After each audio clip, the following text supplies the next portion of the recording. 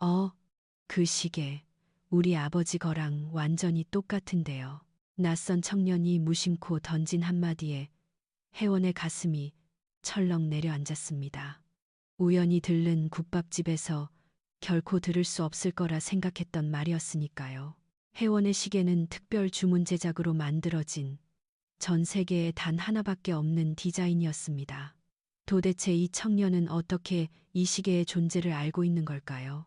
본격적인 사연을 시작하기에 앞서 구독과 좋아요를 부탁드립니다.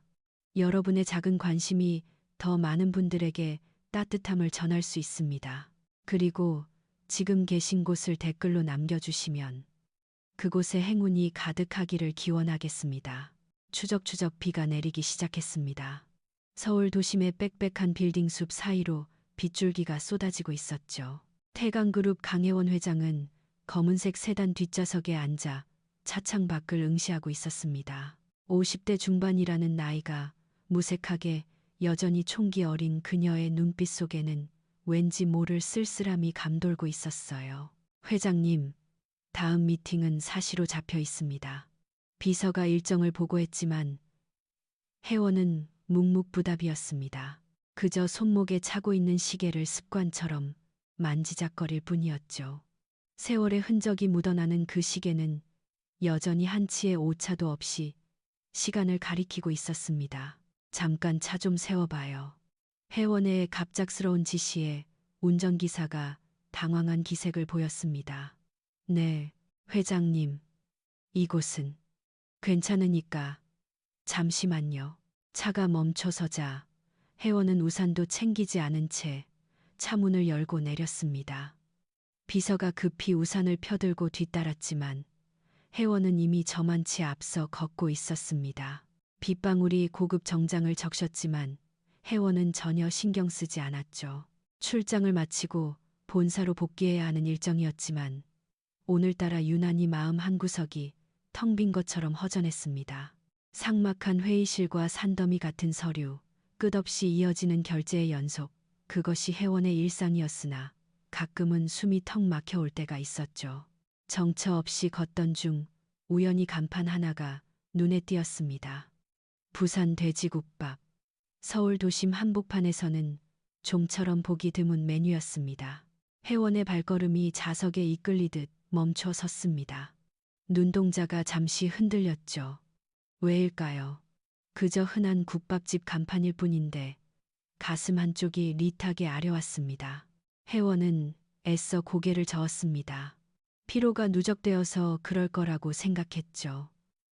최근 잦은 해외 출장 탓에 제대로 휴식을 취하지 못했으니까요. 하지만 발길은 어느새 국밥집 문 앞에 다다라 있었습니다. 유리문 너머로 새어나오는 따스한 조명과 모락모락 피어오르는 국밥의 김. 그 소박하고 평범한 풍경이 왠지 모르게 그리웠습니다. 결국 혜원은 홀린 듯 문을 열고 안으로 들어갔습니다. 점심시간이라 식당 안은 손님들로 가득 차 있었죠. 양복 차림의 회사원, 작업복을 입은 인부들, 동네 어르신들까지.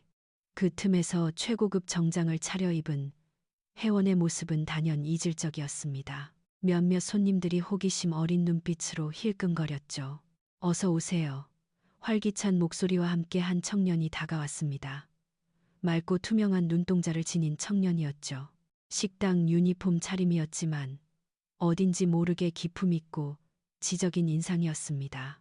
가슴에 달린 명찰에는 이하준이라는 이름이 적혀 있었어요. 혼자 오셨나요? 이쪽으로 모시겠습니다. 하준은 혜원을 창가 쪽 테이블로 안내했습니다. 혜원은 말없이 자리에 앉았죠. 뒤따라 들어오려던 비서에게 혜원은 손짓을 해 밖에서 대기하라는 신호를 보냈습니다. 오늘만큼은 오롯이 혼자만의 시간을 보내고 싶었으니까요.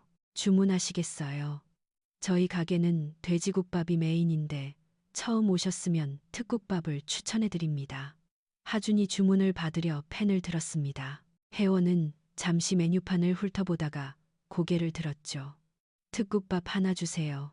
네, 알겠습니다. 양념장은 취향껏 넣어 드시면 되고요. 김치랑 깍두기는 저쪽 셀프 코너에 있습니다. 주문을 적으려던 하준의 시선이 혜원의 손목에서 멈칫했습니다. 소매 아래로 언뜻 보이는 시계가 눈에 들어온 것이었죠. 하준의 눈이 휘둥그레졌습니다. 펜을 쥔 손이 허공에서 멈췄어요. 손님. 하준의 목소리가 미세하게 떨렸습니다. 마치 믿기 힘든 광경을 목격한 사람처럼 눈을 깜빡였죠. 혜원이 의아한 표정으로 하준을 쳐다봤습니다. 무슨 일이죠? 아니, 그게 손님 시계 말인데요. 하준은 여전히 혜원의 시계에서 눈을 떼지 못하고 있었습니다. 그 시선이 너무나 강렬해서 혜원은 저도 모르게 소매를 내려 시계를 가렸죠. 내 시계가 왜요? 정말 신기해서요. 그 시계 저희 아버지가 가지고 계신 거랑 똑같거든요. 순간 혜원의 표정이 딱딱하게 굳어졌습니다. 하지만 이내 평정심을 되찾고 아무렇지 않은 척 물었죠. 그래요? 세상에 비슷한 시계는 많으니까요. 아니에요. 그냥 비슷한 게 아니라 정말 똑같아요. 특히 저 다이얼 색상, 저 오묘한 빛깔 말이에요. 하주는 시계를 가리키며 말을 이었습니다. 목소리에는 확신과 흥분이 묻어났죠. 저 색감 정말 희귀하잖아요. 은은한 청록빛인데 빛을 받는 각도에 따라 보라색으로 변하는 거요. 처음 봤을 때 정말 신비로웠거든요. 한번 보면 절대 잊을 수 없는 색깔이에요.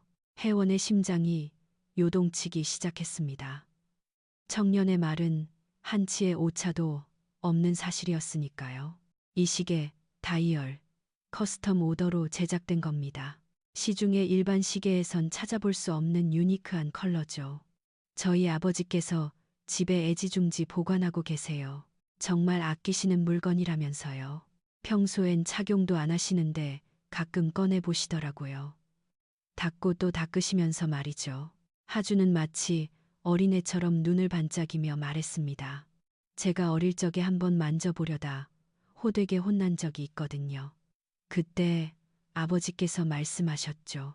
이 시계는 아버지한테 목숨만큼 소중한 거라고.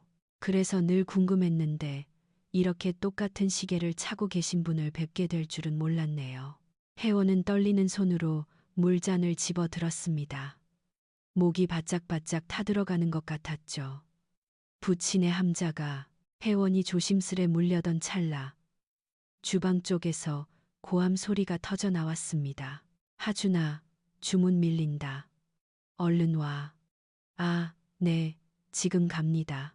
하준이 다급하게 대답하고는 혜원을 향해 미안하다는 표정을 지어 보였습니다. 죄송합니다, 손님. 국밥 금방 가져다 드릴게요. 잠시만 기다려 주세요. 하준은 서둘러 주방으로 뛰어 들어갔습니다. 혜원은 그 뒷모습을 멍하니 응시했습니다. 심장이 요동치고 있었죠. 묘한 우연이었습니다. 아니, 단순한 우연이라 치부하기엔 너무나 기이한 일치였죠. 혜원은 시계를 내려다보았습니다. 세월이 흘렀음에도 여전히 영롱하게 빛나는 다이얼이었습니다. 잠시 후 하준이 김이 모락모락 피어오르는 국밥을 들고 나타났습니다. 조심스레 테이블에 내려놓으며 말했죠. 맛있게 드십시오. 하준은 곧장 다른 테이블로 발걸음을 옮겼습니다. 혜원은 뜨거운 국밥을 응시했지만 도무지 수저를 들 엄두가 나지 않았습니다. 머릿속이 헝클어진 실타래 같았죠. 손목의 시계가 천근만근 무겁게 느껴졌습니다. 혜원은 시계를 꽉 움켜쥐었다가 이내 천천히 숟가락을 들었습니다.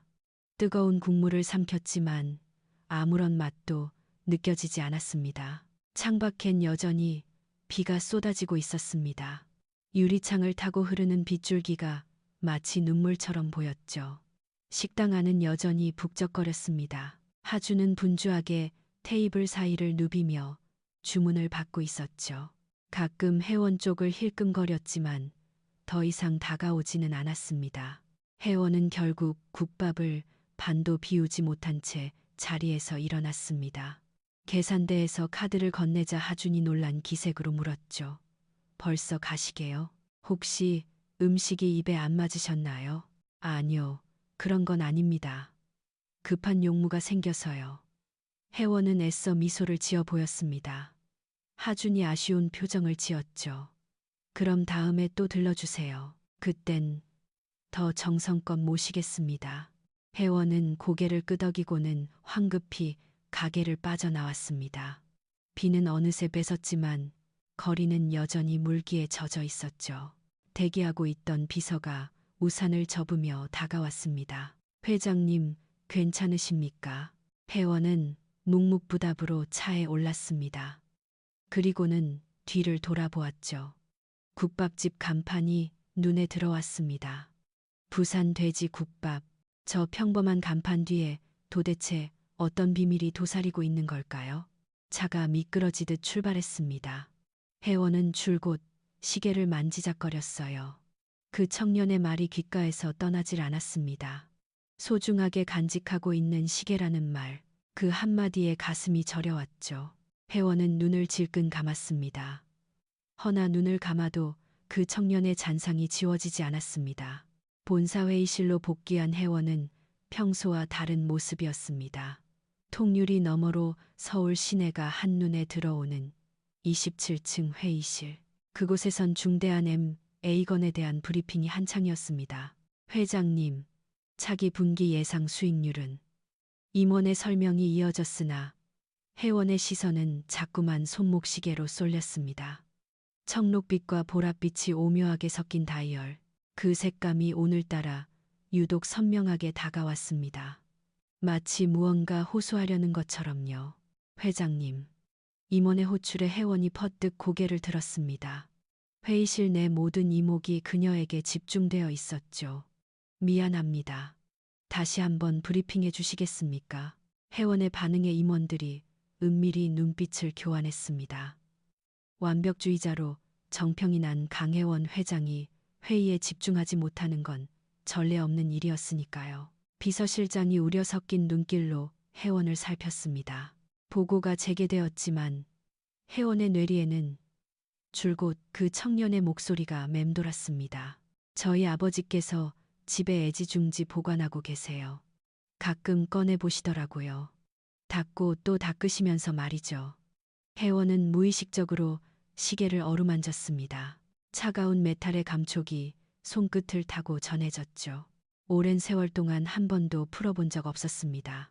마치 이 시계가 제 신체의 일부인 양. 회장님, 계약서에 서명 부탁드립니다.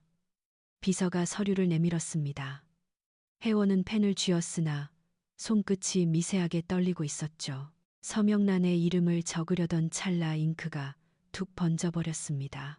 아, 혜원이 당혹스러운 기색을 내비쳤습니다. 임원들이 놀란 토끼 눈을 하고 쳐다보았죠.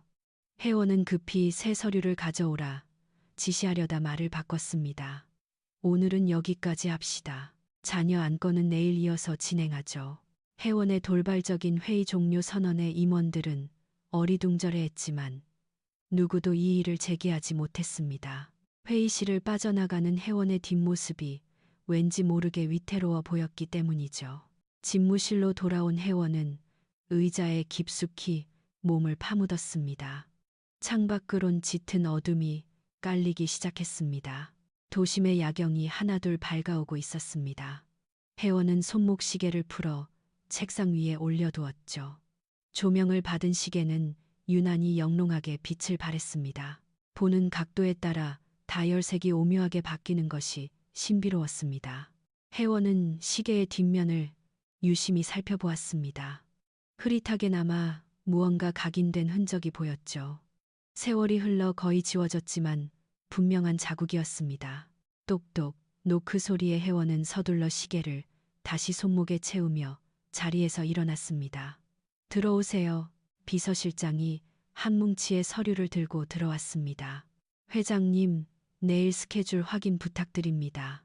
그런데 어디 편찮으신가요? 오늘따라 평소와 달라 보이십니다. 괜찮습니다. 피로가 좀 쌓여서 그래요. 혜원이 애써 웃어 보였지만 비서실장의 얼굴에는 걱정이 가득했습니다. 무리하지 마시고 오늘은 일찍 들어가 쉬시는 게 좋겠습니다. 그럴까요? 오늘은 그래야겠군요.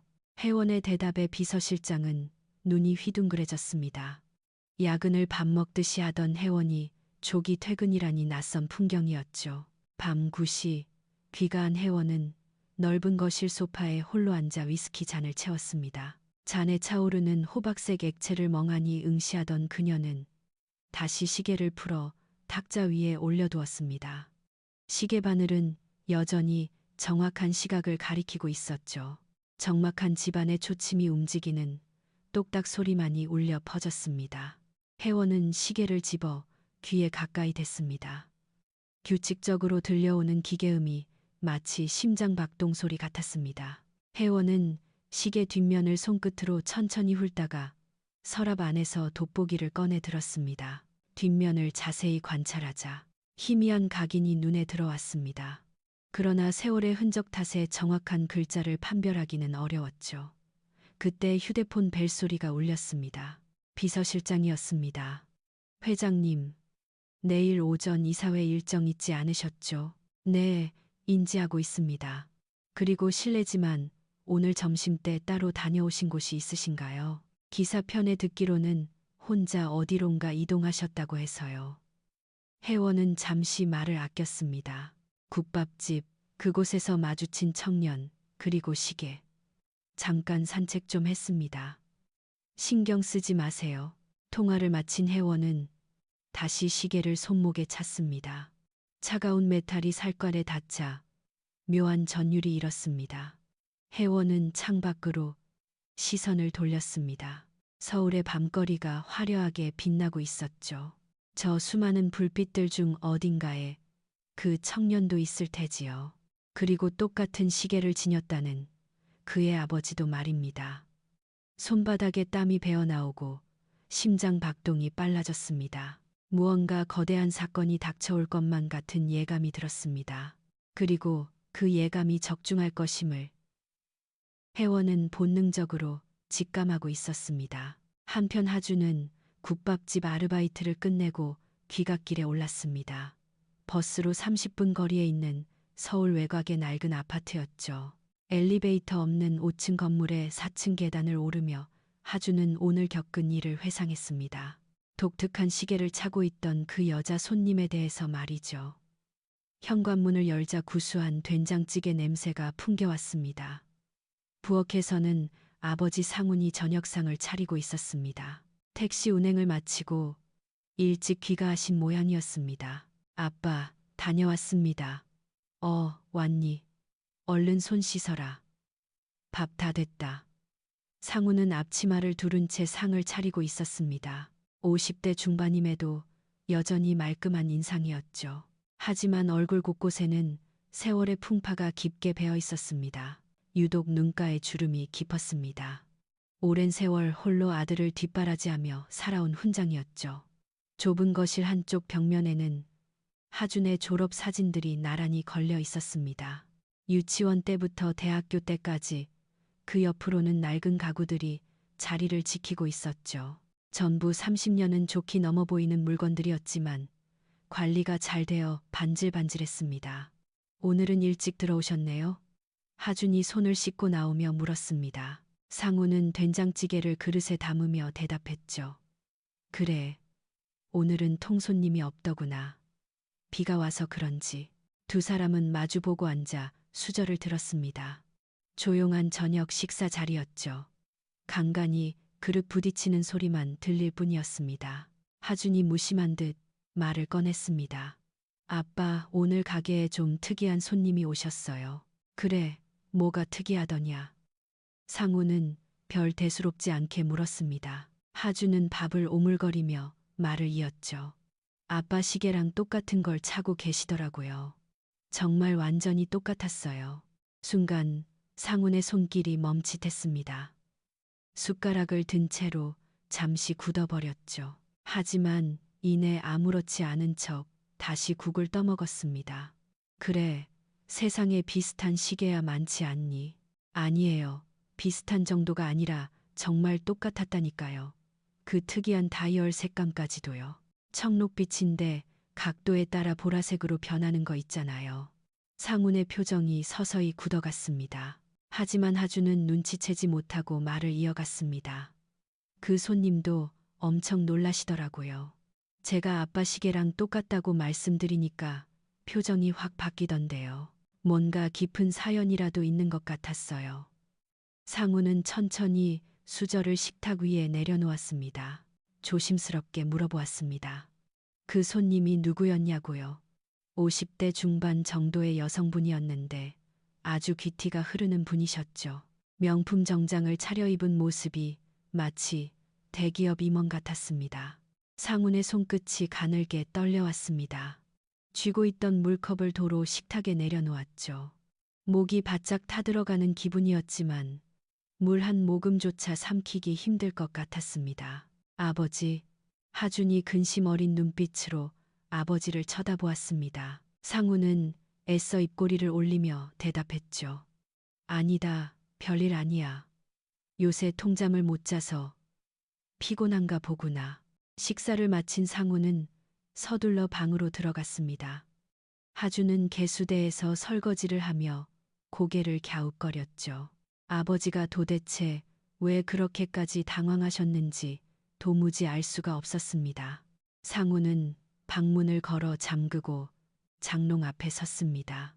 위쪽 서랍을 열어 손을 깊숙이 뻗더니 작은 상자 하나를 꺼냈죠. 상자 위에는 뽀얗게 먼지가 앉아 있었습니다.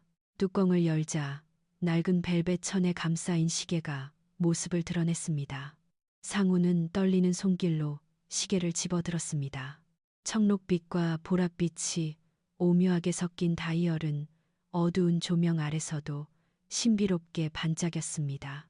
뒷면을 확인하니 흐릿해진 각인이 눈에 들어왔습니다. 세월에 달아 눈으로는 잘 보이지 않았지만 손끝의 감각으로는 읽을 수 있었죠. 상우는 시계를 가슴 깊이 품었습니다. 눈을 감자마자 옛 기억들이 밀려왔습니다. 하나같이 너무나 아픈 기억들이라 가슴이 미어지는 듯 했습니다. 똑똑, 아버지, 들어가도 될까요? 하준의 목소리가 들리자 상우는 화들짝 놀라 시계를 상자에 담았습니다. 그리고는 다시 장롱 깊은 곳으로 밀어 넣었죠. 그래, 들어오거라. 하준이 문을 열고 방으로 들어왔습니다. 그는 상훈의 눈시울이 붉어진 것을 보고 흠칫 놀랐죠. 아버지, 우셨어요? 아니다. 눈이 좀 뻑뻑해서 그렇구나.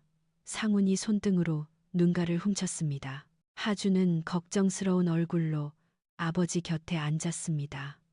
아버지, 요즘 너무 무리하시는 거 아니에요? 택시 운전하시는 것도 체력 소모가 크잖아요.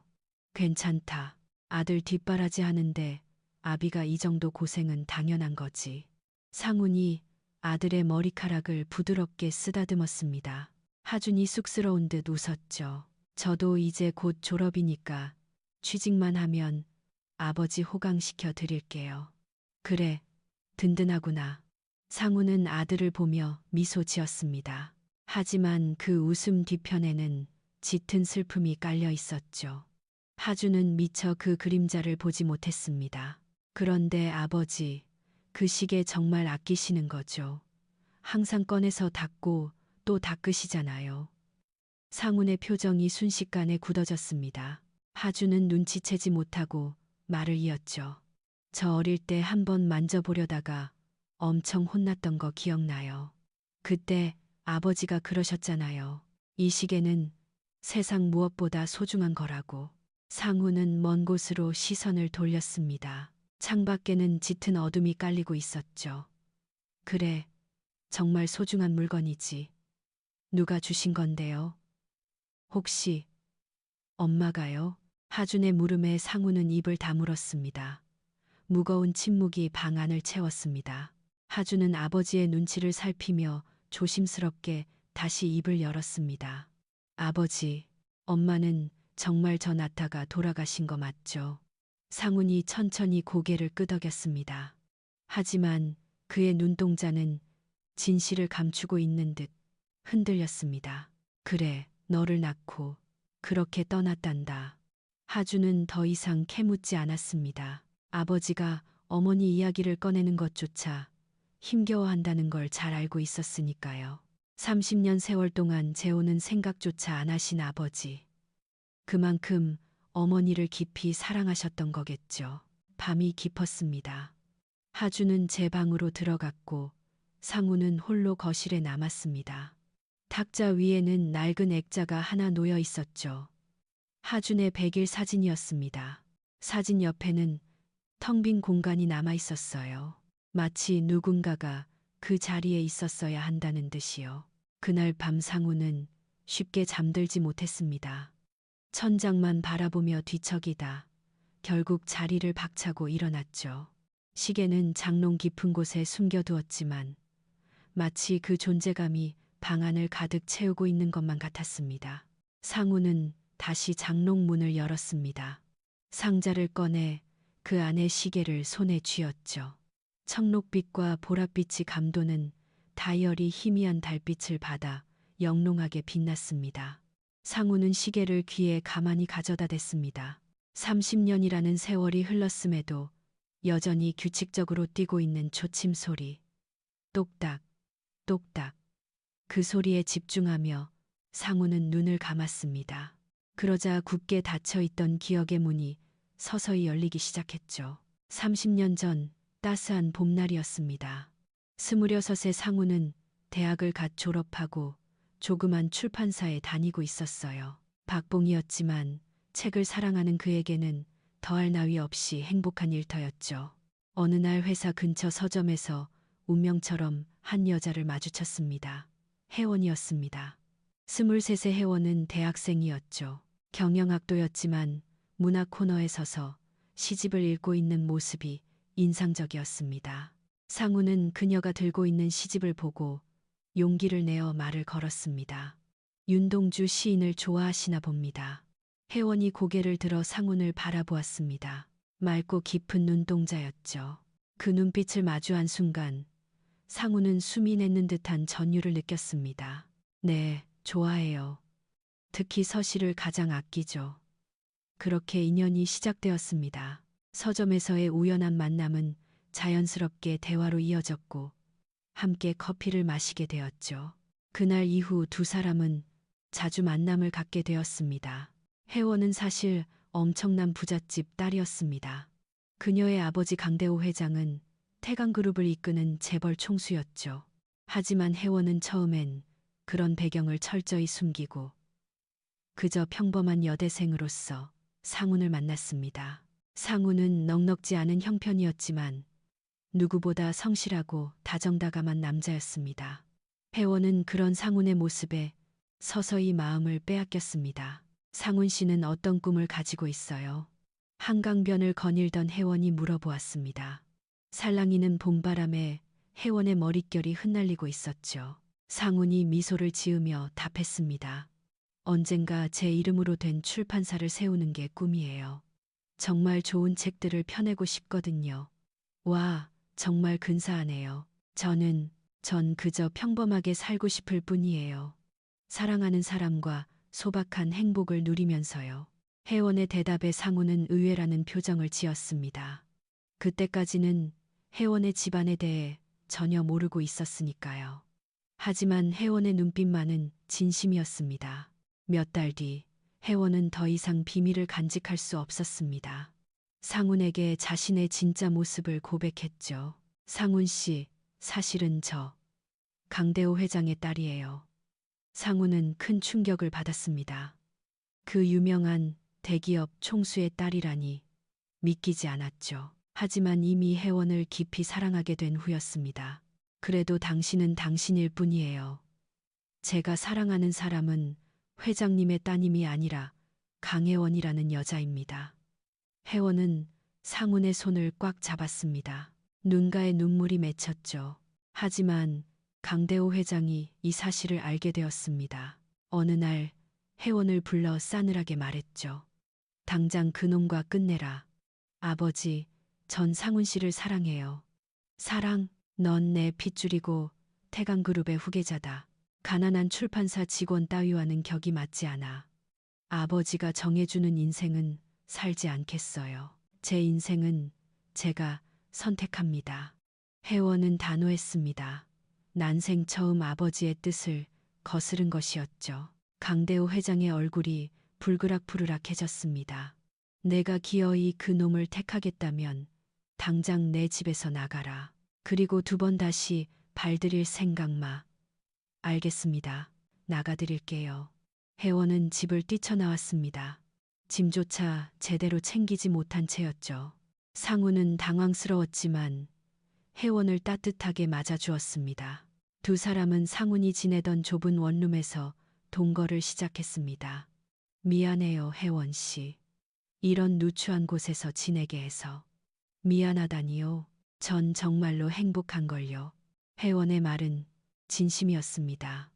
으리으리한 저택보다 상훈과 함께하는 이 작은 방이 훨씬 더 아늑했으니까요. 비좁은 부엌에서 같이 음식을 만들고 작은 상을 펴고 마주 앉아 밥을 먹었죠. 상훈은 유독 돼지국밥을 좋아했습니다. 퇴근길이면 자주 포장해 오곤 했죠. 또 국밥이에요. 혜원이 웃으며 묻자 상훈이 머쓱하게 대답했습니다. 제가 사올 수 있는 게 이것뿐이라. 아니에요. 저도 참 좋아해요. 당신이 좋아하는 거라면 뭐든지 다 좋아요. 두 사람은 비록 가난했지만 마음만은 풍요로웠습니다. 비가 오는 날이면 낡은 우산 하나에 의지해 시장을 보러 다녔고 주말에는 한강변에 앉아 김밥을 나눠 먹었죠. 그러던 어느 날 혜원이 특별한 선물을 마련했습니다. 정성스레 포장한 상자를 상훈에게 건넸죠. 이게 뭐예요? 한번 열어봐요. 상훈이 상자를 열자 영롱한 시계가 모습을 드러냈습니다. 청록빛과 보랏빛이 오묘하게 섞인 독특한 다이얼의 시계였죠. 혜원 씨, 이거 너무 고가품 아닌가요? 스위스 시계 장인에게 부탁해서 특별히 주문 제작한 거예요. 다이얼 색깔까지 제가 직접 골랐답니다. 이 세상에 딱 두 개밖에 없어요.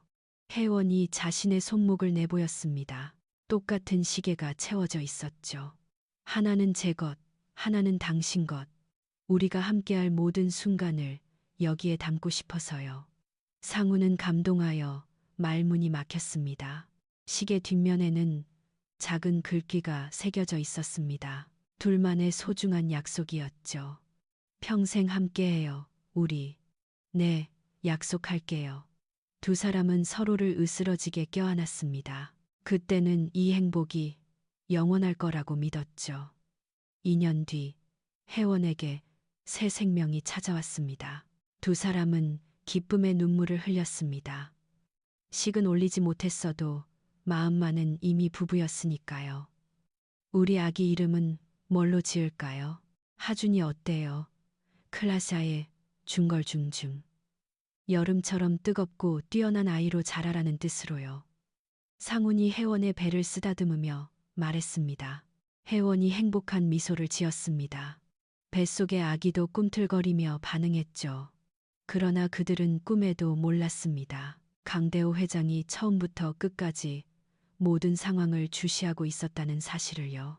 사람을 붙여 혜원과 상훈의 일거수일투족을 감시하고 있었고 딸의 임신 사실조차 이미 파악하고 있었습니다. 강대호 회장의 서재, 그는 비서실장 김태식에게 보고를 받고 있었습니다. 혜원이가 곧 출산이라고. 네, 회장님. 다음 달이 예정일입니다. 강대호 회장은 창밖을 응시했습니다. 서늘한 눈빛이었죠. 무언가 중대한 결심을 한 듯한 표정이었습니다. 임신 9개월 차, 서울에 첫눈이 내리던 날이었습니다. 혜원은 만삭의 몸을 이끌고 좁은 원룸 창가에 앉아 눈을 구경하고 있었죠. 상우는 출판사에서 야근 중이었습니다. 연말이라 업무가 쏟아졌거든요. 그런데 갑자기 배에 통증이 느껴지기 시작했습니다. 처음엔 미약한 통증이었으나 점차 강도가 세졌습니다. 혜원은 침대에 누워 호흡을 가다듬으려 애썼지만 고통은 잦아들지 않았죠. 그때 다리 사이로 무언가 왈칵 쏟아지는 느낌이 들었습니다. 피었습니다. 안 돼. 아직 예정일이 남았는데. 혜원은 덜덜 떨리는 손으로 수화기를 들었습니다.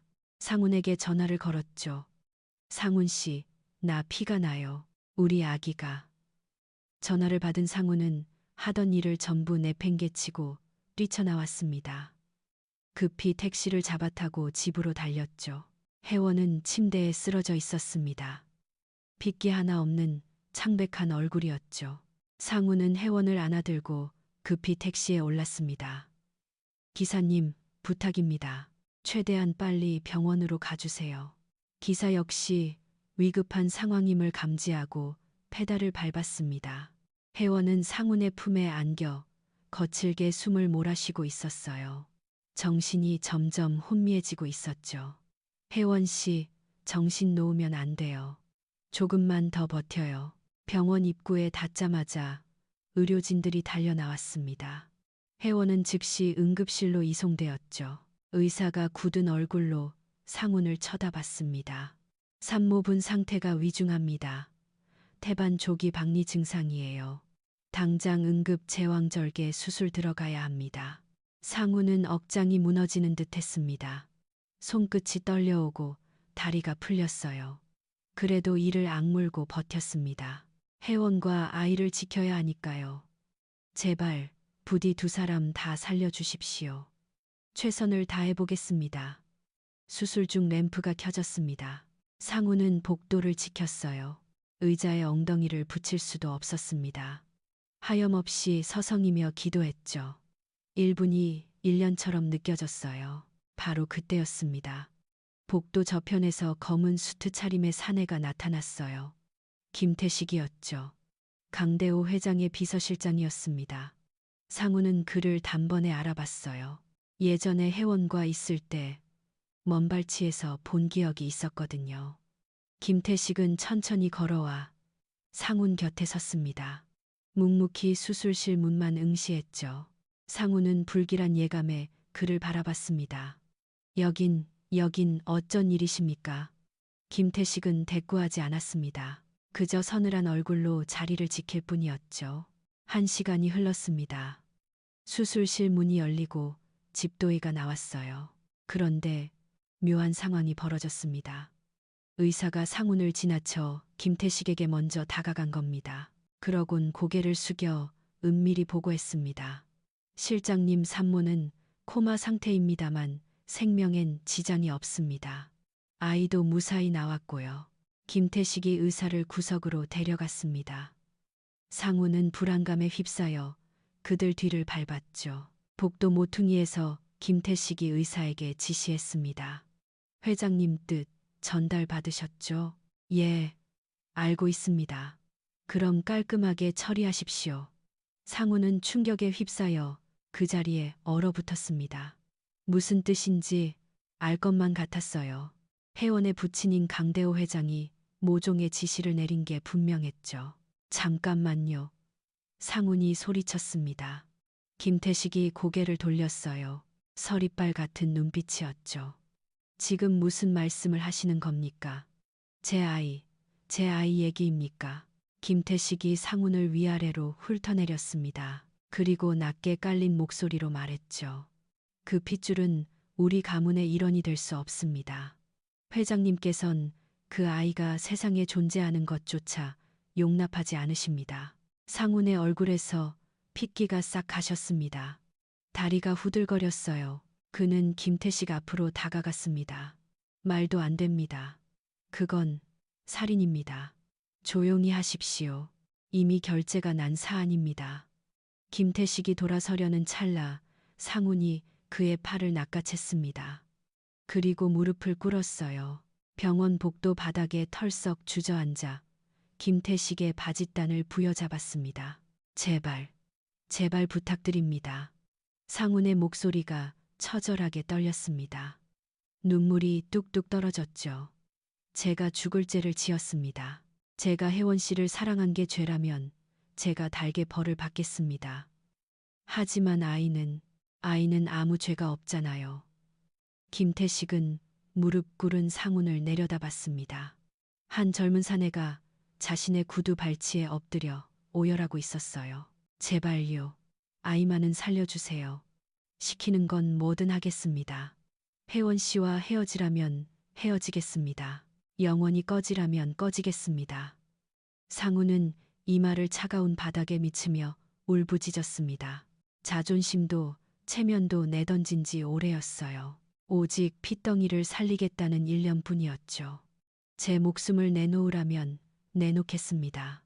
대신 아이만은, 제발 우리 아이만은 살려주세요. 김태식의 표정이 미세하게 일그러졌습니다. 한 남자가, 아니 한 아버지가 자식을 위해 모든 걸 내던지는 모습이 그의 마음을 흔들었죠. 긴 침묵 끝에 김태식이 입을 열었습니다. 정말 모든 걸 포기할 각오가 되어 있습니까? 상훈이 고개를 들었습니다. 눈물 범벅인 얼굴이었지만 눈빛만은 형형했습니다. 네, 혜원 씨 앞에 다시는 나타나지 않겠습니다. 아이는 제가 데려가겠습니다. 저 혼자 키우겠습니다. 평생 그 약속 지킬 자신 있습니까? 단 한 번이라도 눈에 띄면 그땐 정말 아이도 당신도 온전치 못할 겁니다. 맹세합니다. 하늘에 맹세코 절대로 나타나지 않겠습니다. 김태식은 오랫동안 상훈을 응시했습니다. 이윽고 결단을 내렸죠. 신생아실로 가십시오. 아이를 데리고 지금 당장 사라지세요. 그리고 영원히 죽은 듯이 사십시오. 아이를 만고 상훈은 믿기지 않는다는 눈으로 김태식을 쳐다봤습니다. 정말 아이를 살려주시는 겁니까? 혜원 아가씨께는 아이가 사산되었다고 보고할 겁니다. 출산 중 사망했다고요. 그리고 당신도 증발한 겁니다.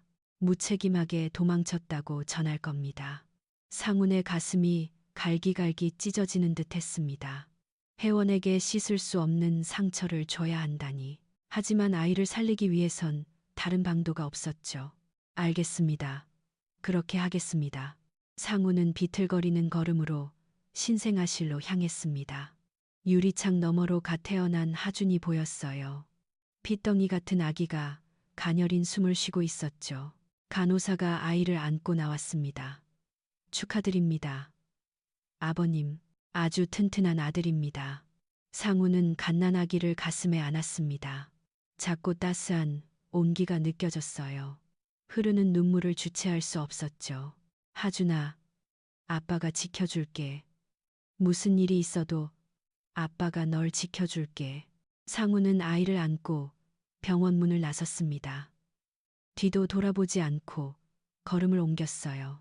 수술실에는 여전히 의식불명인 혜원이 누워 있었지만 상우는 마지막 인사조차 건넬 수 없었습니다. 하얀 눈이 내리고 있었죠. 상우는 아이를 품에 꼭 껴안고 눈길을 걸었습니다. 갓 태어난 핏덩이를 데리고 갈 곳도 준비된 것도 전무했지만 어떻게든 살아야만 했습니다. 오직 아이를 위해서였죠. 며칠 뒤 혜원이 깨어났습니다. 입을 열자마자 아이부터 찾았죠. 아기, 제 아기는요. 김태식이 싸늘하게 대답했습니다. 죽었습니다. 출산 도중에 사망했습니다. 혜원의 비명이 병실을 가득 메웠습니다. 그리고 곧 상훈을 찾았죠. 상훈 씨는요. 상훈 씨는 어디 있어요? 그 남자는 떠났습니다. 당신과 아이를 버리고 도망쳤어요. 혜원은 믿을 수 없다는 눈빛으로 김태식을 쳐다봤습니다. 이내 다시 정신을 잃고 말았죠. 모든 것을 한순간에 잃어버린 충격을 감당할 수 없었던 겁니다. 이듬해 봄, 혜원은 아버지의 저택으로 돌아왔습니다. 하지만 예전의 혜원이 아니었죠. 영혼이 빠져나간 듯 텅 빈 눈동자로 하루하루를 보내고 있었습니다. 방에 틀어박혀 커튼도 걷지 않은 채 어둠 속에서만 지냈어요. 강대호 회장은 딸의 방문 앞에 서서 노크를 했습니다. 혜원아, 밥은 먹어야지. 대답이 없었습니다. 회장은 깊은 한숨을 내쉬며 돌아섰죠. 김태식이 복도에서 기다리고 있었습니다. 혜원이가 계속 저러네. 이제 그만 털고 일어났으면 좋겠는데. 시간이 필요하실 겁니다, 회장님. 강대호 회장은 고개를 끄덕였습니다. 하지만 마음 한구석이 불편했습니다. 딸을 위한 최선의 선택이었다고 믿었지만 결과적으로 딸을 망가뜨린 것 같았거든요. 한편 상우는 서울을 떠나 지방 소도시로 내려갔습니다. 갓난아기를 데리고 갈 곳이 마땅치 않았죠. 다행히 고향의 먼 친척이 도움을 주었습니다. 작은 단칸방을 얻어 택시 운전을 시작했죠. 새벽 4시에 일어나 분유를 타고 기저귀를 갈고 아이를 어르고 달래며 하루를 시작했습니다. 낮에는 이웃집 할머니에게 하준이를 맡기고 택시를 몰았죠. 밤에는 다시 아이를 데려와 돌봤습니다. 하준아, 아빠밖에 없어서 미안해. 상우는 잠든 하준의 고사리 같은 손을 잡으며 속삭였습니다. 아이는 평화롭게 잠들어 있었죠. 상우는 시계를 꺼내 보았습니다. 청록색과 보라색이 섞인 다이얼이 희미한 불빛 아래 반짝였죠. 엄마가 준 시계야. 언젠가는 네가 엄마를 만날 수 있을까? 하지만 상우는 고개를 저었습니다. 약속은 약속이었으니까요. 하준이를 살리기 위해 모든 것을 포기한 대가였죠. 시간이 흘렀습니다. 혜원은 조금씩 일상으로 복귀했어요. 하지만 웃음을 잃어버렸죠. 차갑고 날카로운 사람으로 변해갔습니다. 강대호 회장은 딸을 회사 일에 몰두하게 만들었습니다. 이제 내가 후계자가 되어야 한다. 감정 따윈 버려. 오직 이성으로만 판단해야 해. 혜원은 아버지의 말에 따랐습니다. 아침 7시에 출근해서 밤 11시에 퇴근했습니다. 주말도 반납했죠. 일에만 매달렸습니다. 그것만이 고통을 잊을 수 있는 유일한 방법이었거든요. 회의실에서 혜원은 냉정했습니다. 실적이 저조한 임원을 가차없이 질책했고 경쟁사를 무너뜨리는 전략을 짜는데 주저함이 없었죠. 사람들은 그녀를 얼음 여왕이라고 불렀습니다. 시간이 흘러 하준이가 5살이 되었습니다. 유치원에 다니기 시작했죠. 상우는 여전히 택시를 운전하며 아들을 키우고 있었습니다. 아빠, 엄마는 어디 있어요? 하준이가 물었습니다. 다른 아이들은 모두 엄마가 있는데 자신에게만 없다는 걸 깨달은 거였죠. 엄마는 하늘나라에 갔어. 왜요? 하준이가 싫어서요. 상훈의 가슴이 미어지는 듯 했습니다. 아이의 순수한 질문에 뭐라 대답해야 할지 막막했죠. 아니야. 엄마는 하준이를 정말 사랑했어. 하지만 하준이를 낳고 많이 아파서 하늘나라로 간 거야. 하준은 고개를 끄덕였습니다. 하지만 여전히 슬픈 표정이었죠. 그 후 혜원은 이사가 되었습니다. 33세 나이에 태강그룹 최연소 이사였죠. 하지만 여전히 혼자였습니다. 수많은 남자가 접근했지만 혜원은 모두 거절했어요. 마음속에는 여전히 상훈과의 추억이 남아 있었거든요. 밤마다 혜원은 시계를 보며 울었습니다. 아무도 없는 집에서 홀로 말이죠. 술에 의지하기 시작했습니다. 위스키 한 병을 비우고 나서야 겨우 잠들 수 있었어요. 시계의 각인이 흐릿해질 만큼의 시간이 더 흘렀습니다. 하준이가 서울로 대학을 가게 되었어요. 공부를 아주 잘했거든요. 상우는 아들이 자랑스러웠습니다. 그렇게 두 사람은 다시 서울로 올라오게 되었습니다. 서울 외곽에 작은 집을 마련했지만 학비와 생활비가 빠듯했죠. 택시 운전만으로는 한계가 있었습니다. 아빠, 저 알바할게요. 아빠 혼자 너무 힘들잖아요. 그때부터 하준은 여러 가지 아르바이트를 하며 아버지를 도왔습니다. 어느 날 상우는 다시 시계를 꺼내 보았습니다. 시계 뒷면에 각인이 희미하게 보였죠. 그는 손가락으로 그 위를 쓸어내렸습니다. 혜원 씨, 우리 아이 잘 자라고 있어. 당신을 쏙 빼닮았어. 영리하고 다정해. 그 즈음 강대호 회장이 타계했습니다. 혜원은 그룹의 총수 자리에 올랐죠. 빈소에서 혜원은 눈물 한 방울 보이지 않았습니다. 아버지, 이제 편히 가세요. 냉정한 작별 인사만 남긴 채 혜원은 몸을 돌렸습니다. 김태식이 뒤따랐습니다. 회장님, 이제 다 끝났습니다. 끝이라뇨. 아직 아무것도 끝나지 않았습니다. 혜원의 목소리엔 허무함만 감돌았죠. 최고의 자리에 올랐으나 가슴 한구석은 여전히 뻥 뚫린 듯 했습니다. 상우는 어느덧 50대 중반이 되었습니다.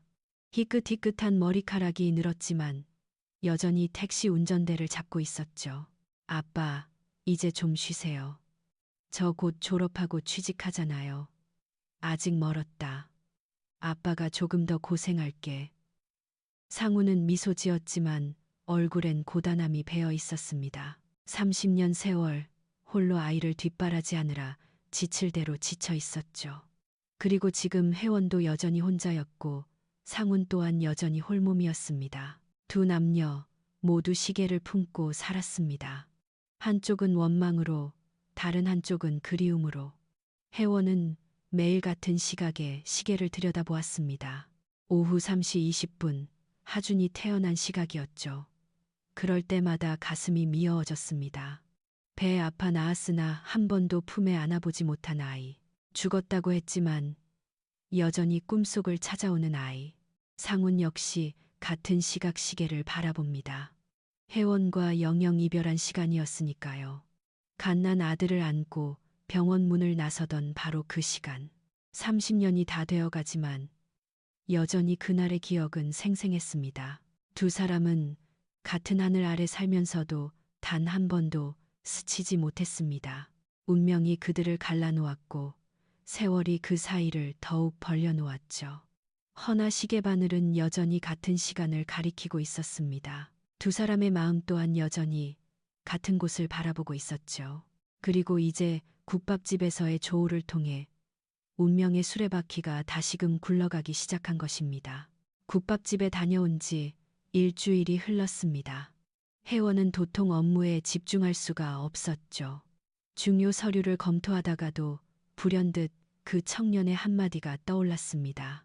아버지가 집에 모셔두고 계시거든요.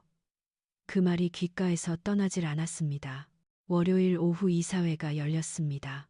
혜원은 보고서를 넘기다 멈칫했습니다. 페이지 속 숫자들이 뿌옇게 보였죠. 머릿속은 온통 그 시계 생각으로 가득했습니다. 회장님, 편찮으십니까? 재무이사가 조심스레 물었습니다. 혜원이 퍼뜩 정신을 차리고 고개를 들었죠. 회의실 내 모든 눈길이 그녀에게 쏠려 있었습니다. 잠시 정회합시다. 혜원의 말에 임원들은 술렁거렸습니다. 회의 도중 휴식을 제안한 적이 전무했기 때문이죠. 시간이 갈수록 증세는 심해졌습니다. 비서가 내온 커피를 놓쳐 서류를 엉망으로 만들기도 했죠. 중대한 계약서였음에도 혜원은 멍하니 젖은 종이만 응시할 뿐이었습니다. 매일 밤 혜원은 불면의 밤을 보냈습니다. 침실을 나와 거실로 향했죠. 손목시계를 풀어 탁자에 두고 하염없이 바라보았습니다. 청록과 보라가 어우러진 다이어리, 어둠 속에서 은은한 빛을 발했습니다. 마침내 혜원은 결단을 내렸습니다. 더는 이렇게 버틸 수 없었으니까요. 비서에게 오후 스케줄을 전면 취소하라 일렀습니다. 회장님, 오후 미팅은 중요도가 높습니다만. 비서는 당황했지만 지시를 따랐습니다. 혜원은 차에 올라타 기사에게 말했습니다. 지난번 갔던 그 국밥집으로 가주세요. 점심시간이 훌쩍 지난 오후 2시 한산해진 국밥집에 혜원이 들어섰습니다. 테이블을 닦던 하준이 혜원을 보고 반색하며 인사했죠. 어서 오세요. 또 오셨네요. 혜원은 지난번 앉았던 창가 자리를 택했습니다. 하준이 메뉴판을 들고 왔어요. 오늘도 특국밥으로 드릴까요? 네. 하지만 혜원이 머뭇거리다 입을 열었습니다. 잠시 대화 좀 나눌 수 있을까요? 지난번 시계 얘기가 마음에 걸려서요. 하준이 주위를 살폈습니다. 손님이 뜸한 시간이었죠. 사장님께 양해를 구한 뒤 혜원 맞은편에 자리를 잡았습니다. 네, 괜찮습니다. 뭐든 물어보세요.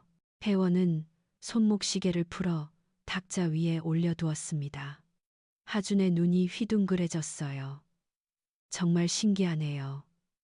저희 아버지 거랑 쌍둥이처럼 똑같아요.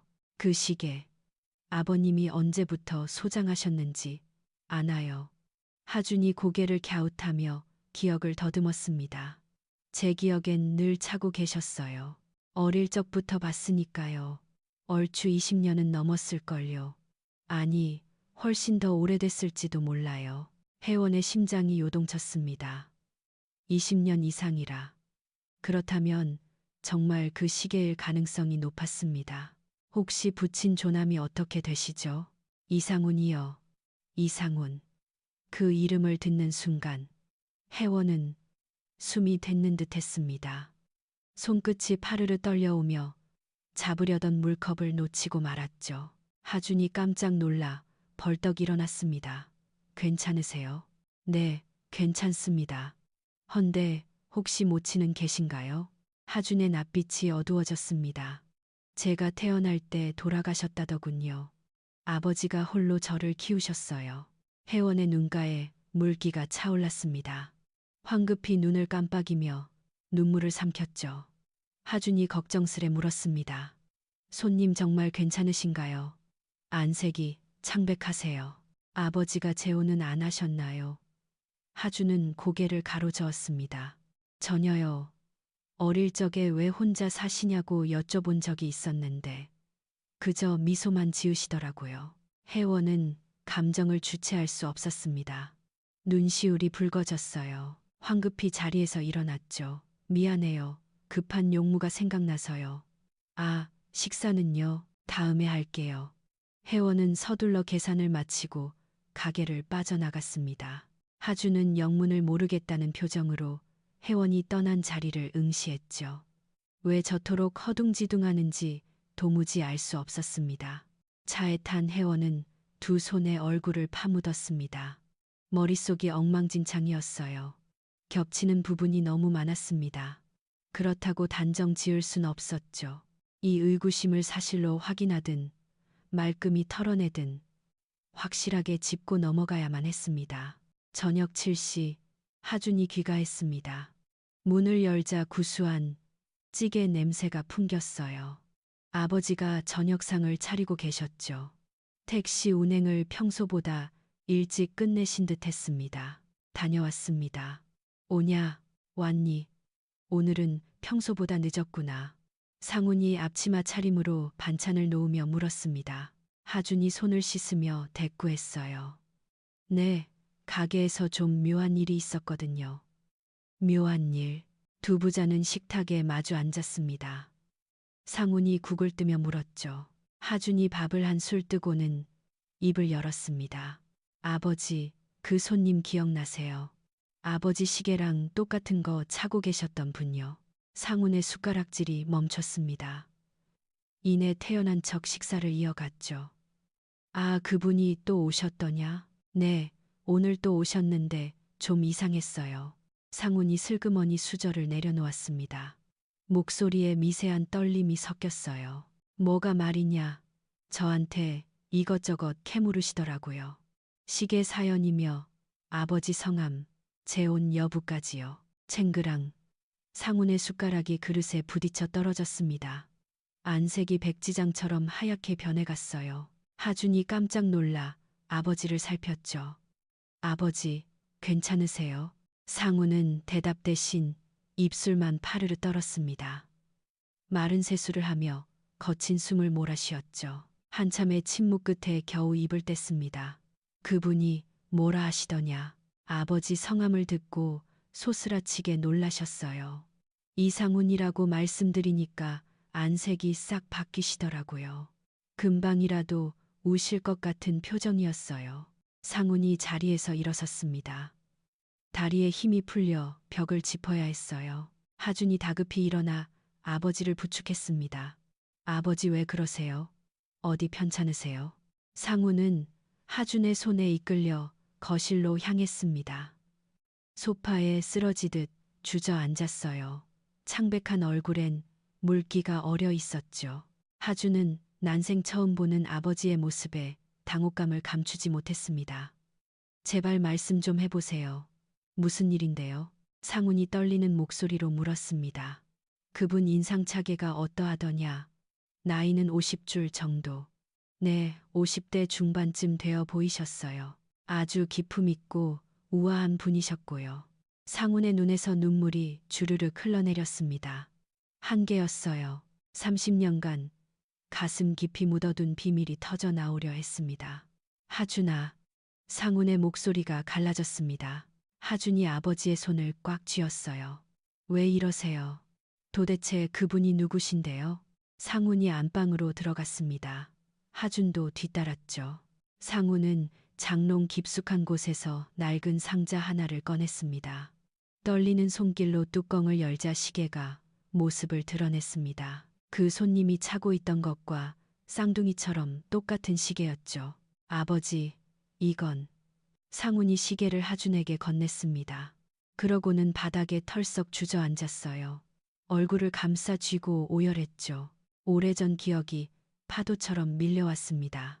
병원 복도에 무릎 꿇고 절규하던 자신의 비명이 귓가에 생생하게 울리는 듯 했습니다. 하준아, 미안하다. 정말 미안해. 하준이 당황하여 아버지 곁에 무릎을 꿇었습니다. 왜 이러세요? 뭐가 미안하다는 거예요? 상훈이 고개를 들었습니다. 눈물 범벅이 된 얼굴로 아들을 응시했죠. 네가 만난 그 손님, 그분이 내 친어머니시다. 하준의 눈이 휘둥그레졌습니다. 믿기지 않는다는 표정이었죠. 네, 엄마는 돌아가셨다고 하셨잖아요. 아니다. 살아계셔. 내가 거짓말을 한 게야. 상훈이 울먹이며 말을 이었습니다. 너를 살리기 위해서였다. 내 외조부가 너를 없애려 했거든. 그래서 내가 너를 데리고 야반도주한 거야. 아마 내 엄마에겐 네가 죽었다고 알려졌을 게다. 하준은 충격에 휩싸여 입을 뗄 수 없었습니다. 평생 진실이라 믿었던 세계가 붕괴되는 순간이었어요. 그럼 어머니는 제가 죽은 줄로만 알고 계신 거예요? 그래. 그리고 나를 원망하며 사셨겠지. 당신을 버리고 도망친 비겁한 놈이라고. 상훈이 시계를 가리키며 말했습니다. 이 시계는 내 엄마가 선물해 준 거다. 우리가 함께할 모든 시간을 담고 싶다더구나. 세상에 단 2개밖에 없는 시계라고 했어. 하준의 눈가에도 눈물이 맺혔습니다. 그토록 아버지가 그 시계를 애지중지했던 이유를 이제야 깨달았죠. 아버지가 30년 동안 홀로 저를 지키시려고. 네가 무탈하게 자라주는 것, 그것만이 내가 살아가는 이유였다. 하준이 아버지를 와락 끌어안았습니다. 상우는 아들의 품에 안겨 아이처럼 오열했죠. 미안하다. 엄마를 못 보게 하고 거짓말만 해서. 전 괜찮아요. 아버지. 저를 지키려고 그러신 거잖아요. 하준의 눈에서도 눈물이 흘렀습니다. 평생 자신 하나만을 위해 희생해 온 아버지의 삶이 너무나 안타까웠습니다. 아버지는 왜 재혼 안 하셨어요? 30년 가까이 홀로 지내셨잖아요. 상훈이 고개를 들어 아들을 쳐다보았습니다. 네 엄마의 빈자리는 누구도 채울 수 없었단다. 그리고 언젠가 진실을 밝혀야 할 날이 올 거라 믿었어. 하준이 아버지의 손을 꽉 잡았습니다. 아버지, 이제 어떡하죠? 어머니가 제가 살아있다는 걸 아시게 되면. 상훈이 깊은 한숨을 내쉬었습니다. 모르겠구나. 30년 만에 진실을 마주한다는 게 너무 가혹할 수도 있어. 하지만 내 엄마도 알 권리가 있지 않겠니? 네가 살아있다는 사실을. 상훈이 아들을 응시했습니다. 하준의 눈동자엔 그리움이 가득했습니다. 한 번도 본 적 없는 어머니를 향한 사무치는 그리움이었죠. 하준아, 이제 네가 원한다면 엄마를 만나보렴.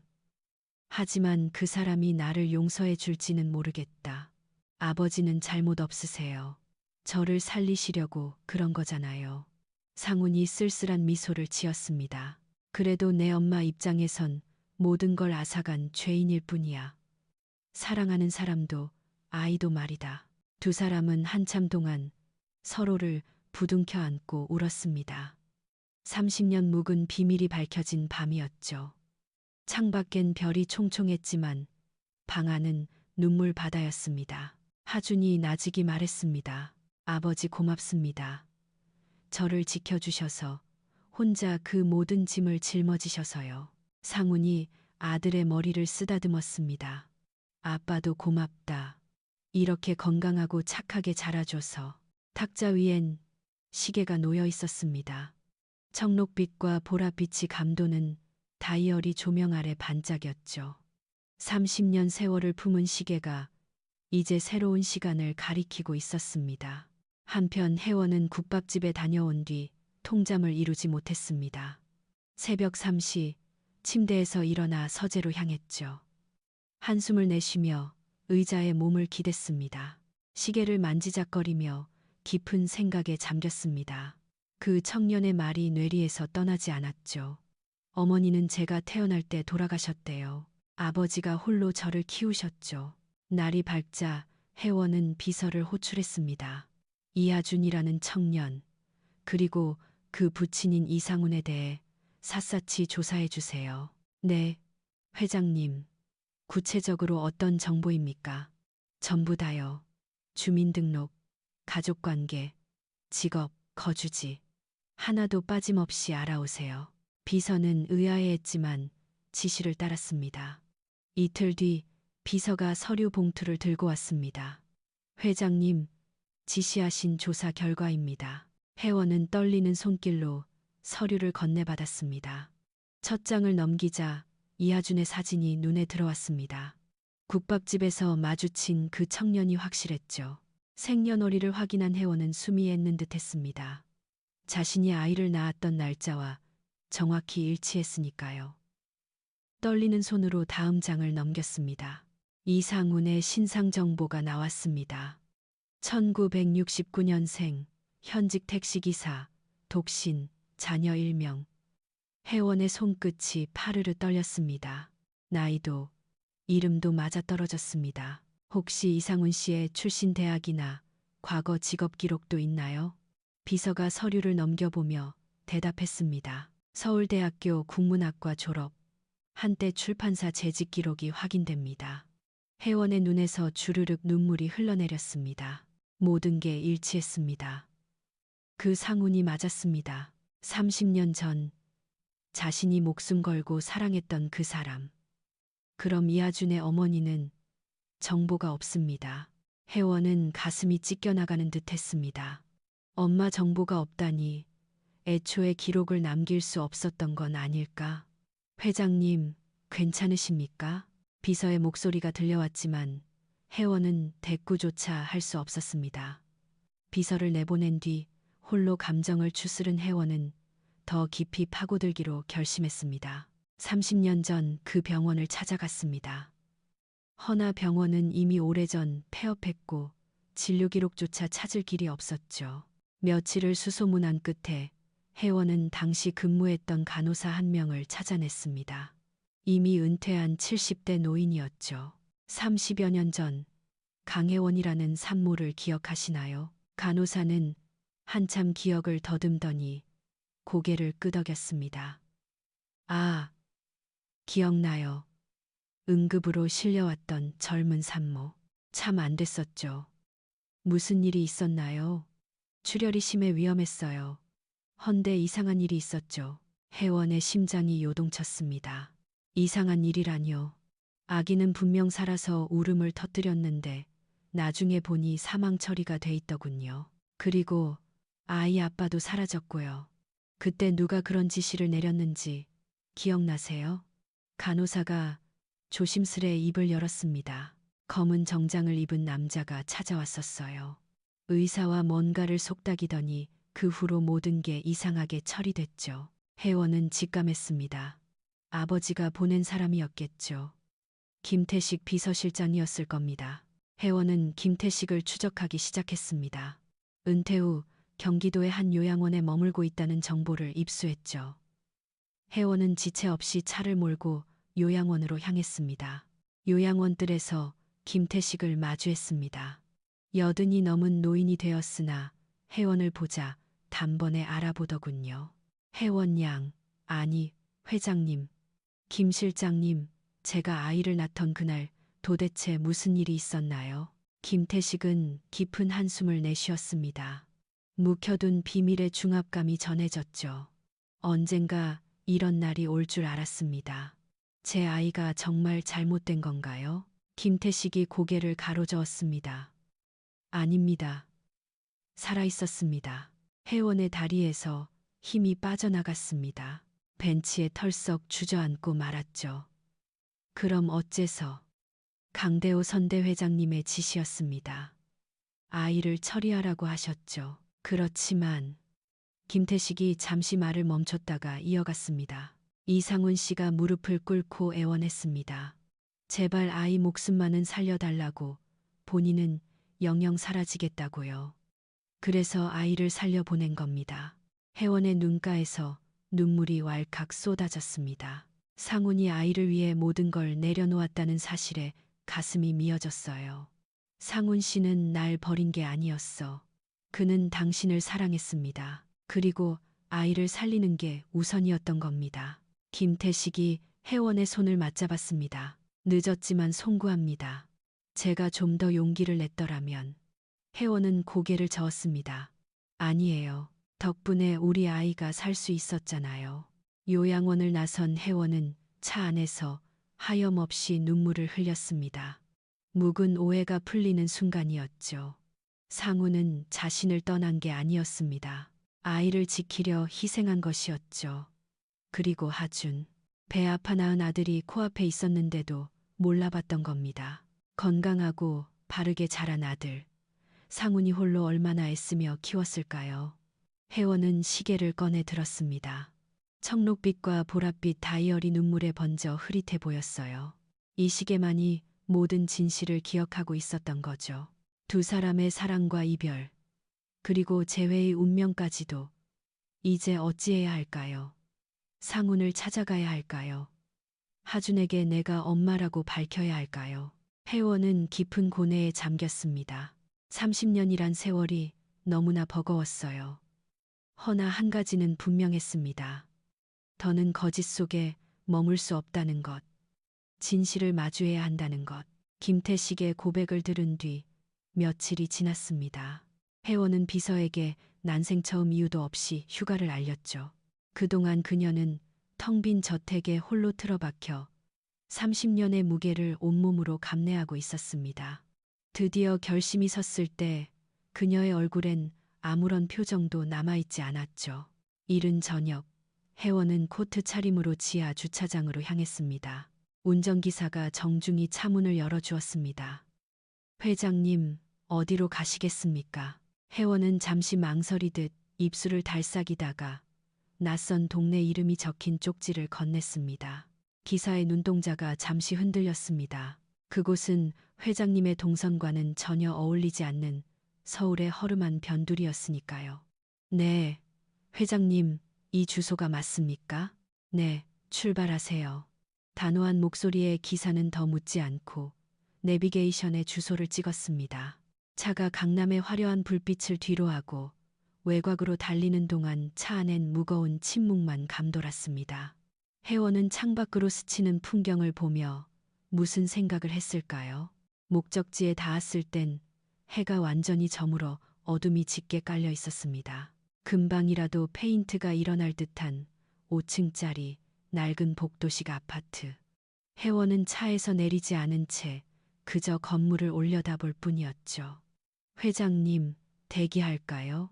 네, 시동은 꺼도 돼요. 여기서 좀 기다릴게요. 기사가 시동을 끄자 웅웅대던 엔진음이 텄고 차 안은 완벽한 정적에 잠겼습니다. 들리는 거라곤 혜원 자신의 심장 박동 소리와 멀리서 간간히 들려오는 동네 소음뿐이었죠. 시간은 더디게만 흘렀습니다.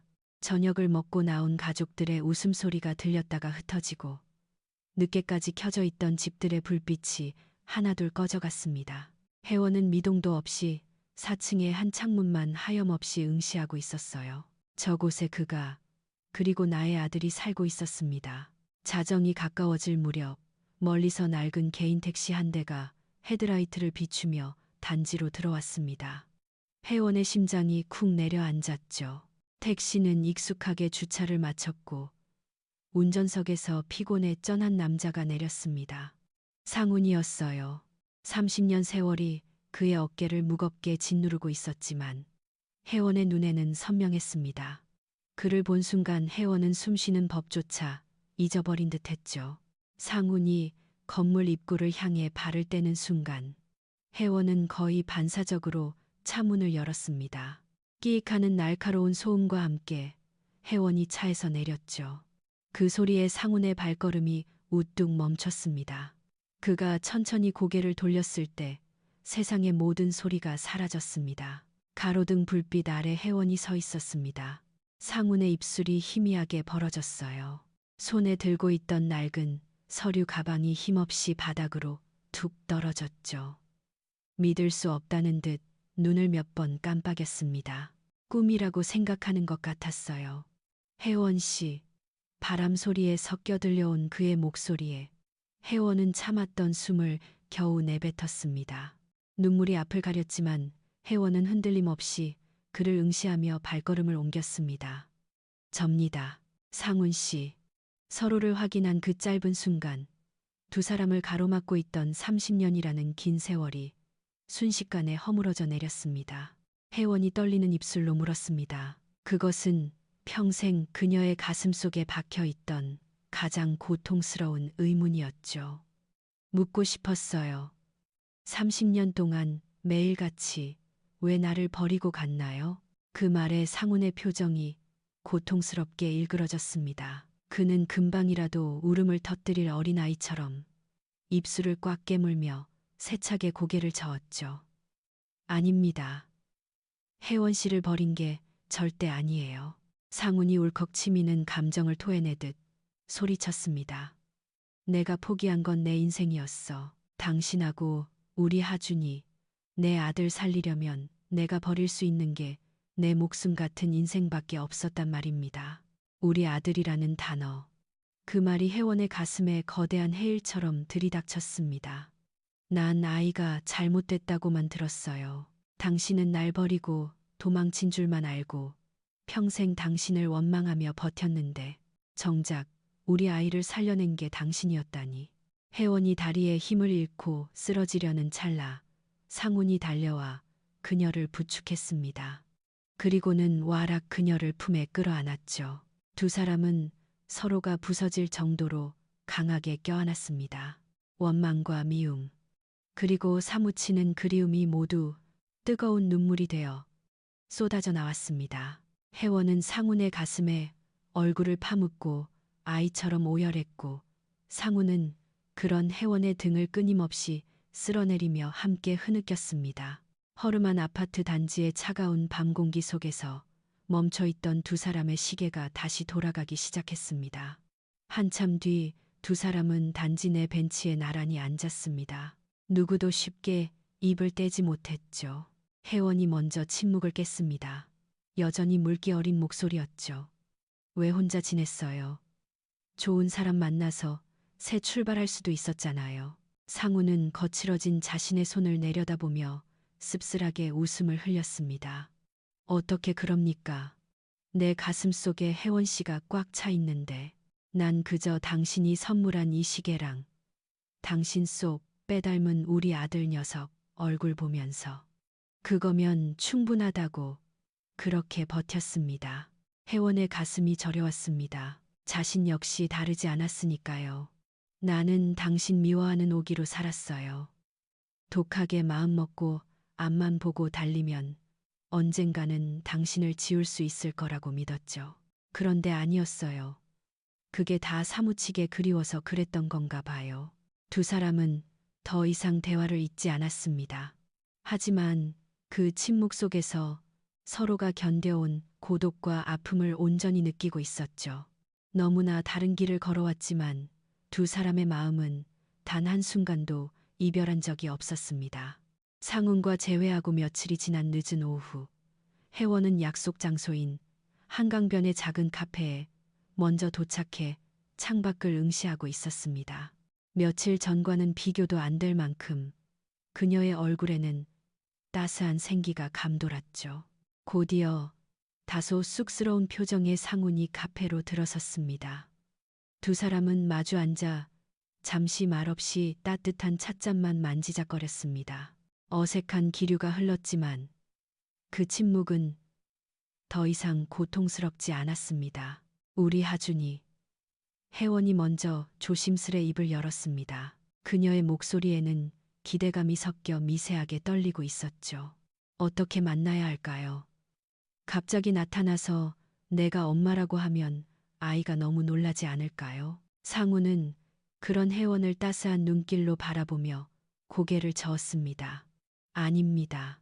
하준이도 이미 모든 걸 알고 있어요. 그리고 당신을 간절히 만나고 싶어 합니다. 정말인가요? 네. 녀석도 많이 놀랐지만 지금은 당신을 기다리고 있습니다. 그 말에 혜원의 눈시울이 붉어졌습니다. 지난 세월이 무색하게 그녀는 마치 사랑에 빠진 소녀처럼 설레고도 불안한 표정을 짓고 있었죠. 두 사람은 며칠 뒤 조용한 호텔 라운지에서 셋이 함께 만나기로 약속했습니다.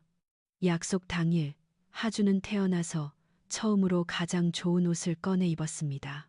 심장이 터질 듯 뛰었지만 신기하게도 두렵지는 않았습니다. 아버지가 견뎌온 고통, 그리고 평생 모르고 살았던 어머니의 존재를 떠올리면 가슴이 저려왔지만 그 모든 것을 압도하는 거대한 행복감이 온몸을 감싸고 있었기 때문입니다. 라운지에 들어서자 창가에 나란히 앉아 자신을 기다리는 두 사람이 눈에 들어왔습니다. 긴장한 기색이 역력한 아버지와 그런 아버지의 손을 가만히 잡아주고 있는 한 여인. 국밥집에서 마주쳤던 바로 그분이었습니다. 하준이 다가서자 두 사람이 동시에 자리에서 일어났습니다. 혜원은 하준의 얼굴을 보자마자 준비했던 모든 말들을 잊어버렸습니다. 그저 하염없이 눈물만 흘러내렸죠. 하지만 그건 슬픔의 눈물이 아니었습니다. 긴 시간을 돌고 돌아 마침내 아들을 마주한 경이로움과 벅찬 환희의 눈물이었죠. 하준아. 혜원이 떨리는 목소리로 아들의 이름을 불렀습니다. 하준 역시 눈물이 그렁그렁한 채 눈앞의 현실을 믿을 수 없다는 듯 미소 짓고 있었어요. 상상 속에서만 그려왔던 어머니가 바로 자신의 눈앞에 서 있었습니다. 엄마, 진짜 우리 엄마 맞아요. 하준의 목소리에 혜원이 와르르 무너지듯 다가가 그를 품에 꼭 끌어안았습니다. 그래, 엄마야, 우리 아들. 이렇게 건강하게 자라줘서 정말 고맙다. 하준도 그런 혜원의 등을 마주 안았습니다.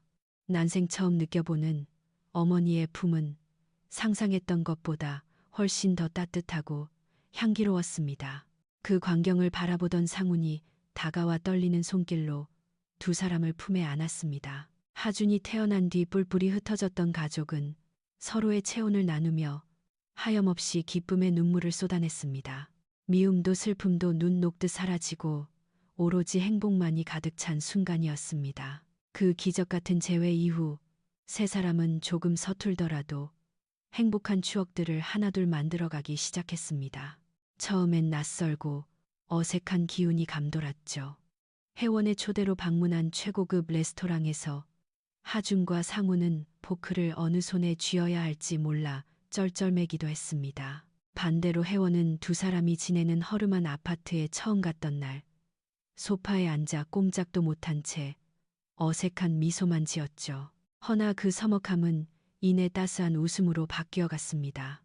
혜원은 바쁜 일정 속에서도 주말마다 시간을 내어 두 사람과 함께 했습니다. 같이 마트에서 장을 보고 거실에 모여 앉아 TV를 시청하며 평범한 가족의 일상을 하나씩 익혀나갔습니다. 하주는 그런 혜원에게 국밥집에서 겪은 소소한 일들을 제잘제잘 늘어놓았고 혜원은 마치 세상에서 제일 재미난 이야기라도 듣는 양 아들의 목소리에 귀를 기울였습니다.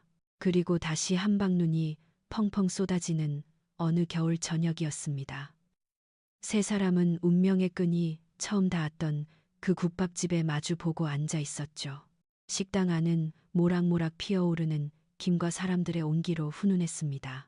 혜원과 상훈의 손목에는 마치 원래 그랬던 것처럼 커플 시계가 채워져 있었습니다. 두 사람은 김이 피어오르는 국밥을 앞에 둔 채 나란히 찬 시계를 바라보며 은은한 미소를 지었죠. 그 모습을 지켜보던 하준이 숟가락을 든 채 능청스럽게 한마디 건넸습니다. 두 분, 시계 자랑은 그만 좀 하시죠. 여기 제가 있잖아요. 하준의 장난기 어린 말에 상우는 허허거리며 호탕하게 웃음을 터뜨렸고 혜원의 얼굴에도 세상에서 가장 환한 웃음꽃이 피어났습니다. 웃음소리 틈으로 혜원의 눈가에 또다시 이슬이 맺혔지만 그건 더할 나위 없이 따스하고 행복한 눈물이었습니다.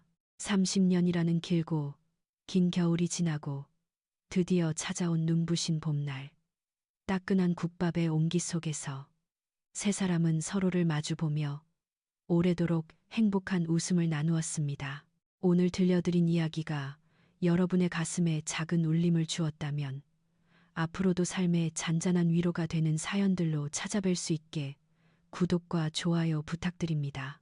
아울러 사연의 주인공을 위해 따뜻한 응원의 댓글도 남겨주세요. 여러분의 한마디가 누군가에겐 평생 잊지 못할 선물이 될 수 있습니다. 당신의 하루를 언제나 응원합니다. 지금까지 인생 나날이었습니다.